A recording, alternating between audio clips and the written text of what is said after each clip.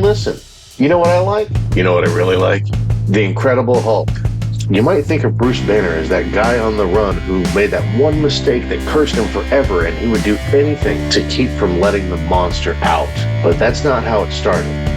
It was weirder than that. It all starts with the Gamma Bomb, and this is it. Eventually they'd make it small enough that the Hulk could hold it in his hands. But initially it was pretty big. There's a building right next to it. It's got a little window and a human-sized door, and you would have to stack 12 of those to get to the height of the Gamma Bomb. How do you use this bomb? The basics of the Hulk origin are probably what you think they are.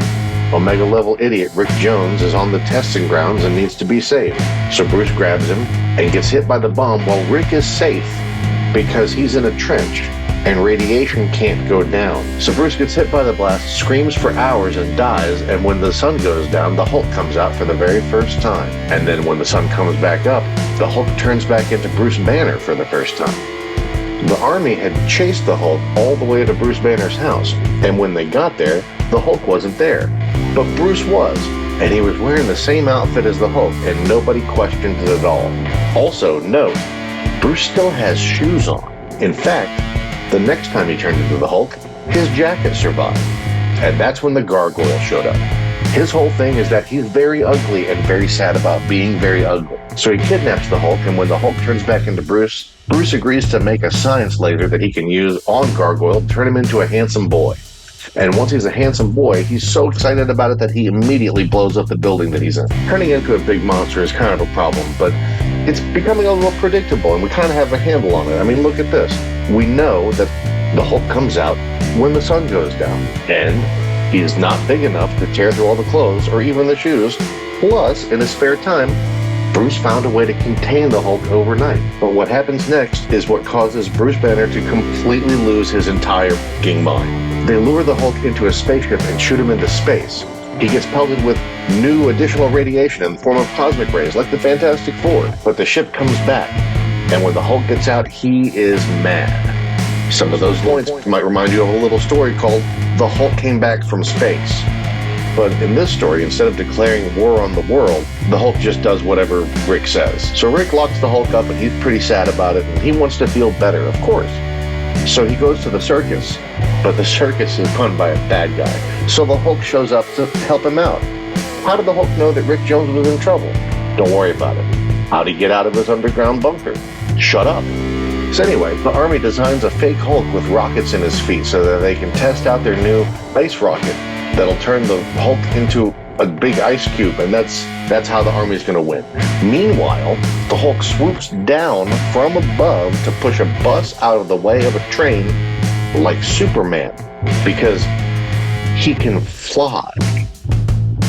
Rick Jones is being driven somewhere by the army, as is commonplace, apparently, for some reason.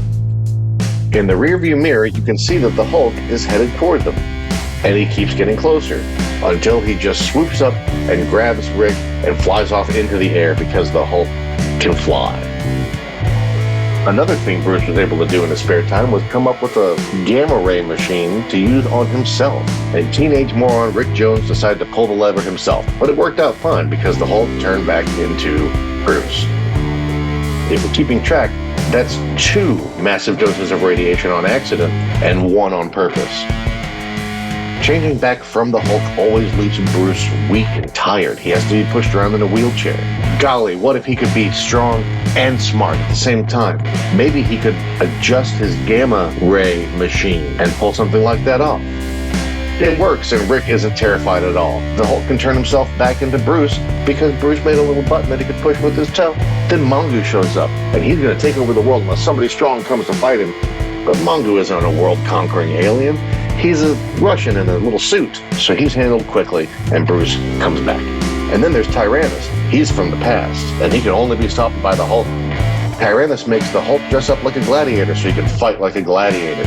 You might remember that from a story called The Hulk Goes to Space. Anyway, Hulk wins and changes back into Bruce. Later, Bruce is doing some science when he hears something on the radio that is completely none of his business about something happening on the other side of the world. Bruce strips him immediately so he can turn himself into the Hulk again. So Rick and the Hulk get on a plane, and Hulk gets so mad when his hat falls off that he just jumps out of the plane with Rick. Now, where they're headed on the other side of the world is really cold, so it's a good thing that they brought fursuits. And they took care of everything, and then Bruce could come back again. Then Metal Master shows up, but don't worry about him. The important thing is that Bruce is buff now, and he's really into it. Anyway, Metal Master. So somebody's got to take care of him. All the metal's messed up, and everybody's mad about it. So the Hulk better take care of that, right? Oh no, Bruce turned himself into the Hulk, but he kept his own head. Hey, that's not a problem, because Bruce already made a mold of the Hulk's head, and a mask of the mold, and painted it. So he just has to put the mask on. Everything's gonna be fine. Until Metal Master bonks the Hulk on the head and knocks him out. An army guy realizes that Hulk is wearing a mask, and he goes to take off the mask, and when the mask comes off, he's just the Hulk underneath. So don't worry about it. It's fine. The Hulk escapes and turns himself back into Bruce Banner. Bruce takes a little nap and then realizes that Metal Master's still out there and somebody's got to take care of that. So the Hulk puts together a cardboard gun that doesn't fire anything, and that's how he defeats Metal Master. He learned that trick from Mongu, and that's the end of The Incredible Hulk Volume 1. There were only 6 issues. Bruce goes on a date with Betty and says, "Man, I hope that Hulk thing never happens again." But then Betty's dad, Harrison Ford, asks the Fantastic Four for help catching the Hulk. So the Fantastic Four goes looking for the Hulk, and the Hulk makes his first appearance in somebody else's comic book, which is cool, but what's really of note here is that the Hulk has 4 fingers and 3 toes. What? Later, a bad guy says, "Hey, the Hulk is bad," and a good guy says, "I bet he's right, I'm gonna kick the Hulk's ass," and another good guy says, "Yeah, he looks like a jerk, I'm gonna kick his ass too." So Thor tries to kick the Hulk's ass, and Iron Man tries to kick the Hulk's ass. And Odin says, "Yo, I don't want anything to do with any of this." And Thor says, "Oh yeah, Dad, no problem, like, don't worry about it, yeah, it's fine." And the Hulk just leaves because he doesn't want to fight these guys. But somehow, the Hulk has gained 1 digit per limb. He now has 5 fingers and 4 toes.